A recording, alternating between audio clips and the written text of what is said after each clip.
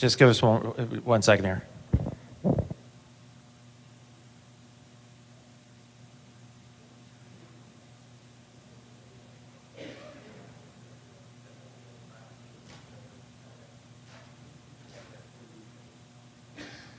All right, this motion, we just had to I just had to get some clarity on regarding the abstentions, but after consulting our parliamentarian, this amendment does not pass. All right, click to add title. It's gonna be the fun part. We're early, so we got a couple of people who wanted to address some of our sponsors that bought tables, a couple of our candidates, and I know Spike Cohen would like to address the body, so I'll let him do that.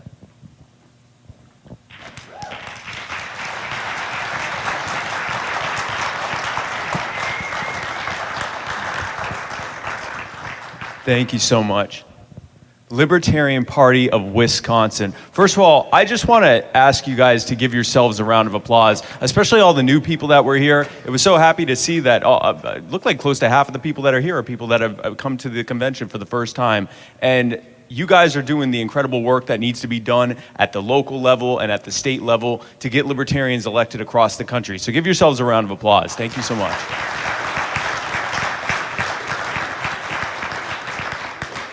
Folks, I don't have a very long speech. It's famous last words. But I don't have a very long speech. I just wanted to give you some encouragement and to thank you for what you're doing. I was very happy to see with the amendments that was done very, what's the word I want to look, peacefully. Yeah, that's a good word. I think it was a good omen was when I came in, and unlike at some of the other conventions I've been to, they weren't handing out baseball bats. So right off the bat, I knew the vibe was slightly different here than in some of the other states. But you're about to be doing elections, which can sometimes get a little bit more heated. And so I just wanted to very briefly give everyone a quick reminder for why we're here. We are here because we want to set people free. We talk about, you're welcome. By the way, anyone wants to woo or applaud or say you're the best Spike or whatever, do not let me stop you while I'm talking. You can definitely do that whenever. Thank you. Oh, thank you. Totally thank you. So, what's that? I didn't, no comment. We're fighting for a world set free in our time. And we are fighting to set people free from cages and illegitimate criminal records and from unjust laws and from bad monetary policy that is robbing us of our wealth. We're here to end wars. We're here to close down jails. We're here to do the hard work that needs to be done to go from the status quo that we are in now into a world set free.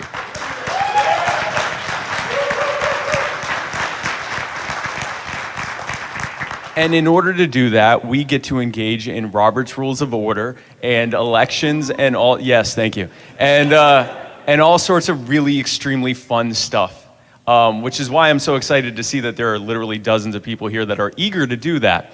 But in doing that, things can often get heated. And that would make sense because we're libertarians. And by the way, I'm not joking when I say that. We're not yes men or women. We are not here to just go along with whatever the consensus is. We aren't here to just go along with someone saying, because I said so. We have to make sure that when we do something or when we elect someone, that it lines up with our beliefs and our values. And the only way that we can do that is to hash it out between us. And that can sometimes get heated, and sometimes it needs to get heated. But in those moments, I just want you to remember, every single person that is here, including someone who you may vote the complete opposite of every single time, is your ally and your compatriot. No one in here is your enemy. Every single person in here is fighting for that same world set free. And so in those, thank you.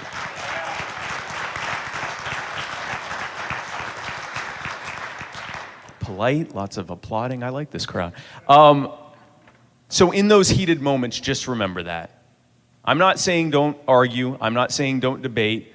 I'm just saying no one in here is your enemy. Everyone here is your ally. And so take that forward with you, not just into this rest of this convention, but future conventions, national, everything else. We are allies, and we are fighting together for the same fight. I also would be remiss not to mention the fact that I'm trying to help raise some money for the Libertarian Party of Wisconsin. I actually have these swag bags over here that I'm selling. They have I probably should have brought the buttons up, but they come with a Spike Cohen You Are the Power wristband. They come with a You Are the Power button. The new ones, you are among the first to get the new You Are the Power buttons. They come with a Libertarian Party Waffle House Caucus button. And they also come with a signed personalized portrait to you for the low, low price of $20, and all of the proceeds go towards the Libertarian Party of Wisconsin. So if you're interested in that, either go over there if I'm there, or if you see me around, come on up and say you'd like one, and we can go over there and get one. And like I said, I just want to close on saying that this is what needs to be done for us to be free. And when at times, there are times that you may feel like the odds are stacked against you, and you might feel hopeless and frustrated in those moments. It can certainly get frustrating. But I just want to remind you of something. If you look at every single major movement that resulted in positive change for people being set free, the Magna Carta, the abolition of slavery, the anti-colonial movement, the anti-war movements, every single one of them started with groups much smaller than the group I see here. Sometimes just a handful of people, sometimes just a family. People who saw the odds stacked up against them and saw how hopeless it was, and they didn't care how hopeless it looked. They didn't care how badly the odds were stacked against them. They didn't care what it took. They were going to keep fighting and keep plowing ahead until they won, because the only other alternative was to simply shrug their shoulders and go, well, I guess that's how it's going to be. And that was unacceptable, and they refused to do that. That's who you are. That's who this group of people are. And when we accomplish our goals, when the wars have ended, when the Fed has ended, when the taxation has ended, when people have been set free, when this world has been set free, it's going to be you that people talk about. It's going to be the trailblazers in this room and in rooms across the country at state conventions and at national conventions every year. You are the ones that they are going to talk about. The people who saw the odds and didn't care and kept fighting until we were set free. Thank you so much for everything that you were doing.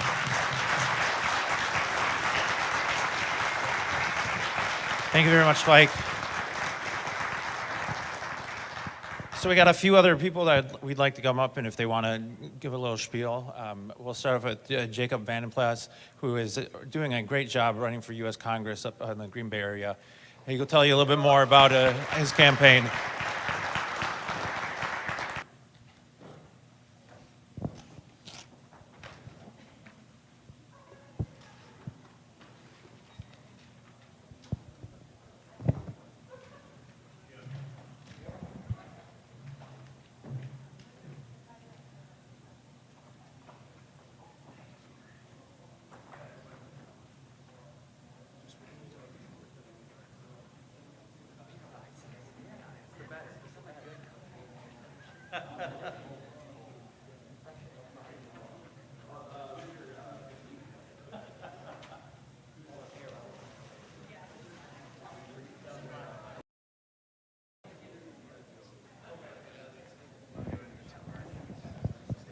So you need District 3, though, right, Mike?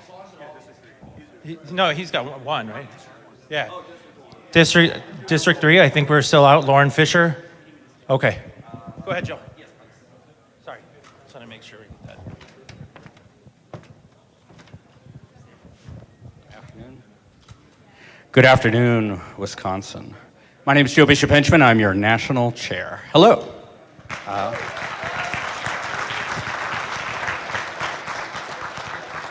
A three-way contested treasurer's race. That's the first time I've seen that, so impressive. Whoever doesn't win, give me a call. We'll work for you at Nationals. Yeah. Well, it's been 9 months since you've seen fit to elect me as your national chair. That's one gestation period. And as you know, I ran to, or for the new people you may not know, I ran to get our national party out of startup mode. And so if you haven't met me before, let me introduce myself very quickly. I've lived in Washington, D.C. I've been there for about 15 years, originally from California. I'm a tax lawyer. So my day job, my day job is I sue the IRS and state tax authorities.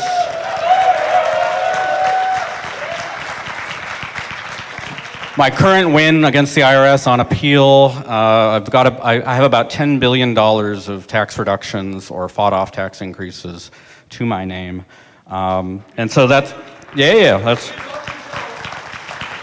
And been a COO, helped build up organizations, and so that's why I decided to take a crack at our national party, and 55% of you in a five-way race decided to give me that shot. So let me tell you what we're up to. We got a couple of priorities we've been working on. Building up our professional staff at LPHQ, so we're gonna have our first communication director in a couple of years. She starts Monday, actually, so we're very excited about that. Our first ever activism coordinator to support our volunteers and affiliate activists and activities. As many of you know, I promised when I ran to get libertarians back into state legislators because it's been 20 years since we had elected a libertarian state legislator, and I'm pleased to say that Marshall Burt won in Wyoming thanks to the Libertarian Frontier Project. And then since then, we've picked up John Andrews in Maine, so we've got two, first of many to come. These are the voices of common sense and principles in their legislators. Please follow what they're doing because it's amazing stuff. The word of the year this year in Wyoming was tripartisan. Your bill would not pass unless it was tripartisan. So you had to get the Republican leadership to support it, and you had to get the Democrats to support it, and you had to get Marshall Burt to support it. And that's excellent stuff. And so he joins the 230 elected libertarians we have in 37 states.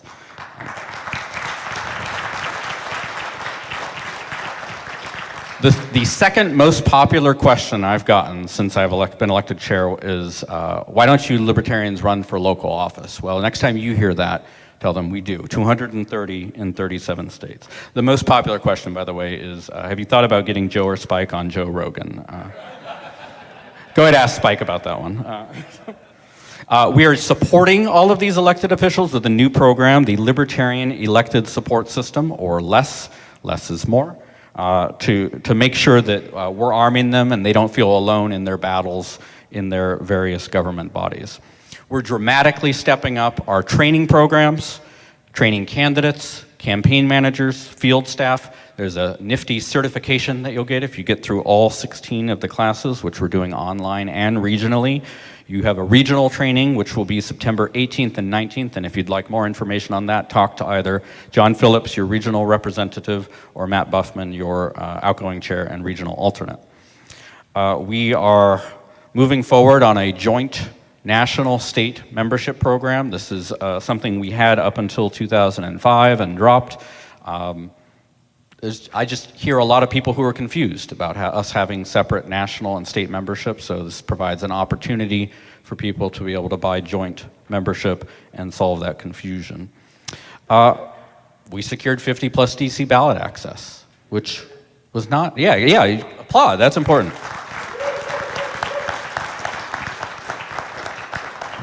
And that wasn't easy. And in fact, the story I tell people, just so they understand the obstacles against it, comes from Wisconsin. And it's not about us, because we got ballot access, but it's about another presidential candidate by the name of Kanye West, who spent millions of dollars and hired lots of people to get on the ballot, and actually made our efforts much harder because the bidding price for paid petitioners, he bid it up, and it's a market, and we're participants in that market too. But luckily, we got thousands of volunteers all over the country, and I actually added it up. The market value of our volunteers who are willing to go out and collect signatures is worth about $15 million, and so that's pretty impressive work. And that's why in November there were 3 tickets on every American's ballot: Joe Jorgensen and Spike Cohen, and 2 other people.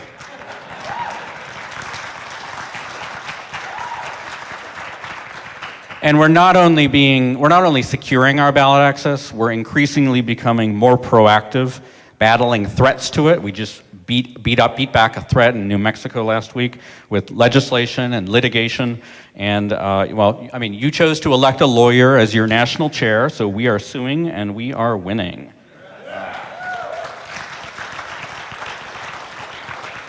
And in fact, since you've seen fit to retire your state chair, Matt Puffman, I've given him a new job already and put him in charge of our ballot access committee to lead these efforts for the next 2 years. So thank you for lending Matt.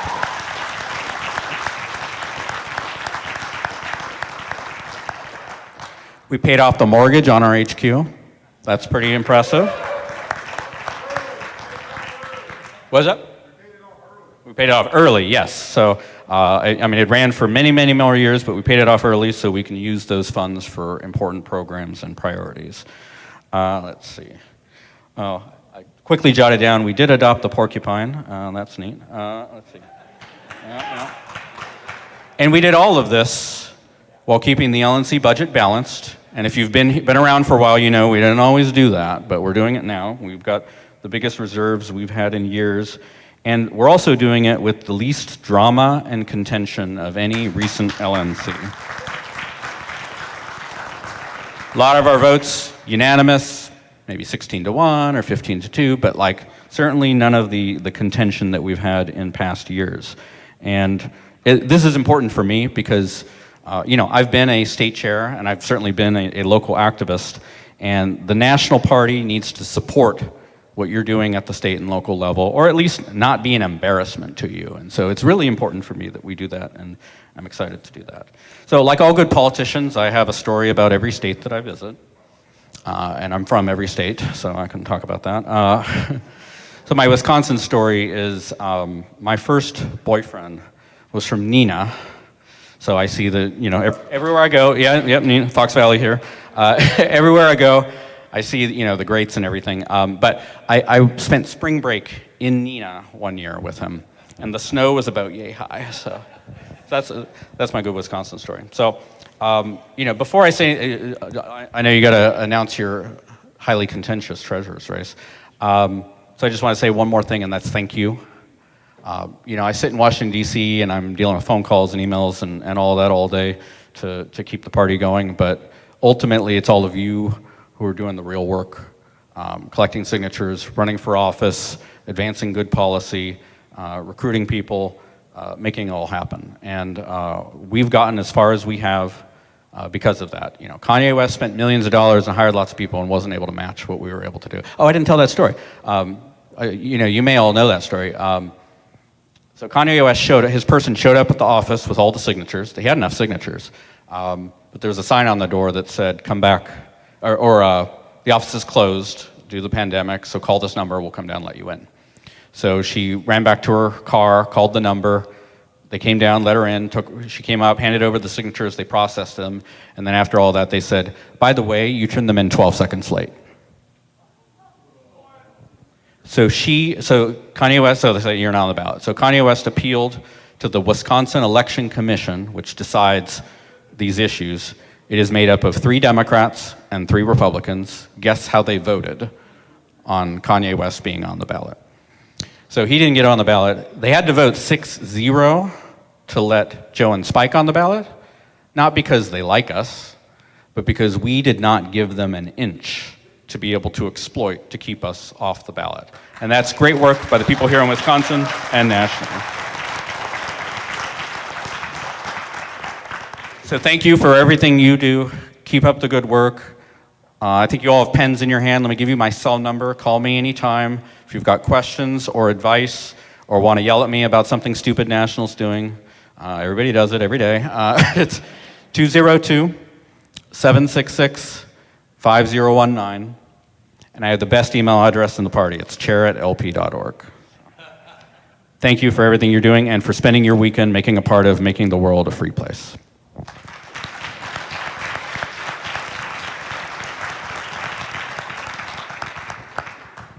Why are libertarians bad at knock-knock jokes? Because we say come back with a warrant. Is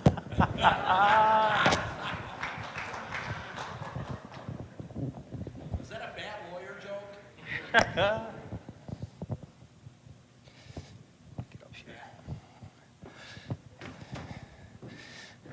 don't know how to follow an act like that, but Karen Ann Harlos from Colorado.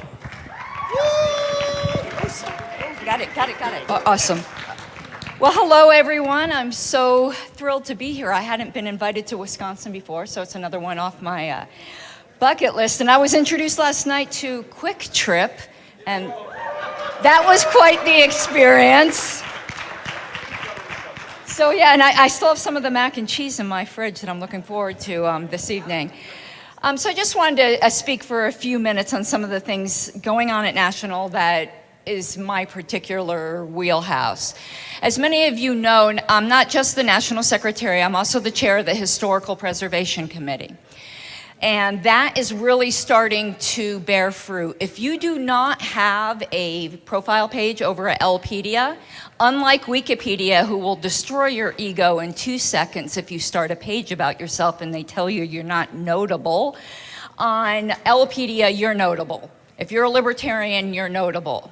But I wanted to give you an example on how it's bearing fruit. Just yesterday, I got a call from the Denver Post.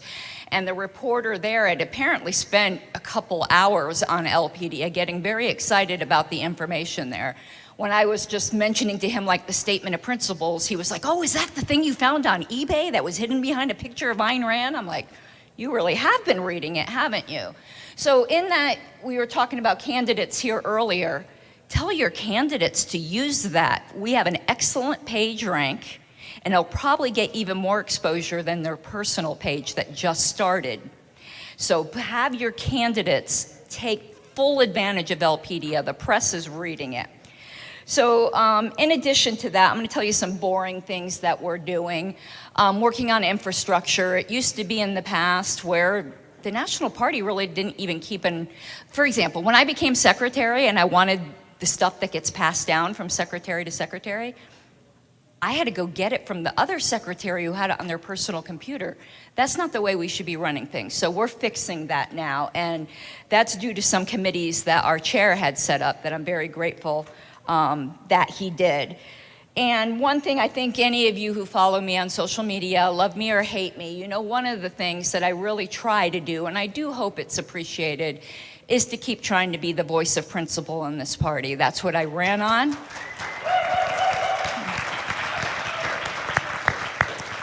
You know, that's what I ran on, that's what I'll continue to run on, and also continued fighting for transparency.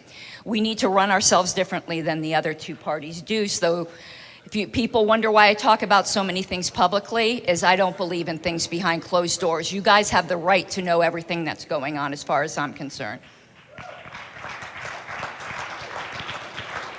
So just a couple other things. On LPTV, which is our YouTube channel, I'm going to be doing a series, probably starting in a couple weeks for your new members, called How to Become a Delegate. So I will be training them on how to prepare to possibly be elected by their affiliate and be an educated delegate, Robert's Rules of Order, all that kind of, you know. I find it fascinating. I do daily devotions in Roberts. I'm sure most of you do not. And I like that our chair mentioned the porcupine. Valerie Sarwark did name him. If you want to know the unofficial name, it is George Quillies. So now you know who our porcupine is. And I also would like to give you my cell phone number as well. I have always had a very public cell phone. If you have any concerns, questions, issues of principles, want me to explain my votes, whatever it might be, you can always call me. Note it down, but it's also on all my social media. 561-523-2250. And I will differ with the chair. I have the coolest email address. secretary@lp.org. So thank you, everyone. If you have any historical Wisconsin items that you would like to get on LPWI, I always bring extra space in my baggage. Oren found that out the hard way last night because he was told I didn't have baggage, and I'm like, dude, I have shoes. I always have baggage. Don't let anyone ever tell you a woman doesn't have baggage. So yes, if you have any old newsletters, anything that you would like to donate to the historical project so that we preserve it for perpetuity, hopefully, just give it to me and I'll take care of it. So thank you, everyone, and thank you again so much from the bottom of my heart for the invitation to come here. Thank you.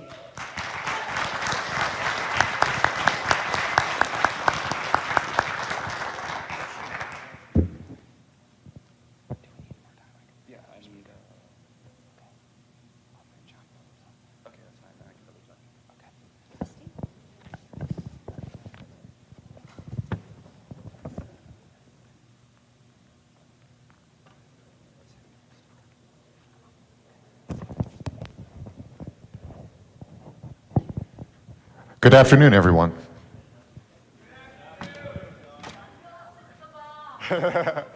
I'm John Phillips. I am your regional rep. My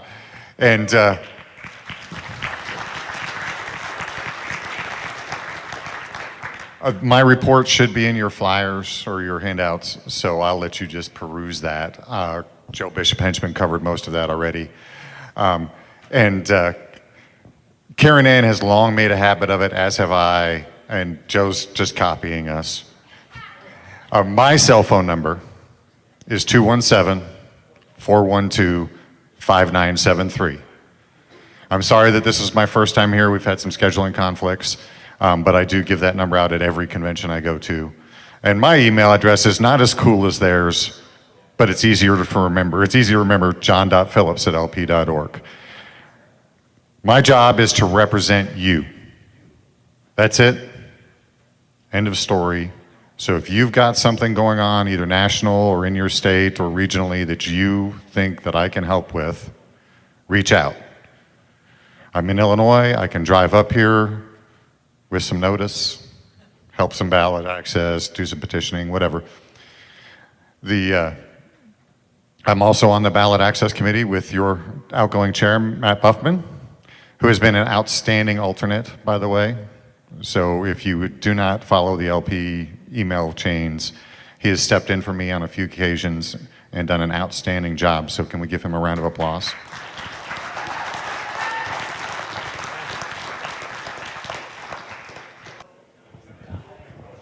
Thank you, sir. Hey, folks. While you're waiting for the tally here, I just wanted to join John because as he tells me, shame is a very powerful tool.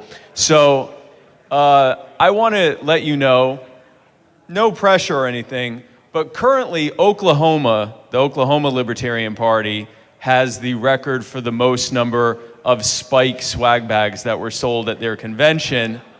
And with 20, was it 26? I probably should have, 27? 27 that were sold there. So I'm not saying you have to beat them. I'm just saying that I think technically you have more people here than they did. So that's up to you to decide. Again, they're only $20 and all proceeds go to the Libertarian Party of Wisconsin and also your personal point of pride that you will have beat Oklahoma because I believe in you. Thank you.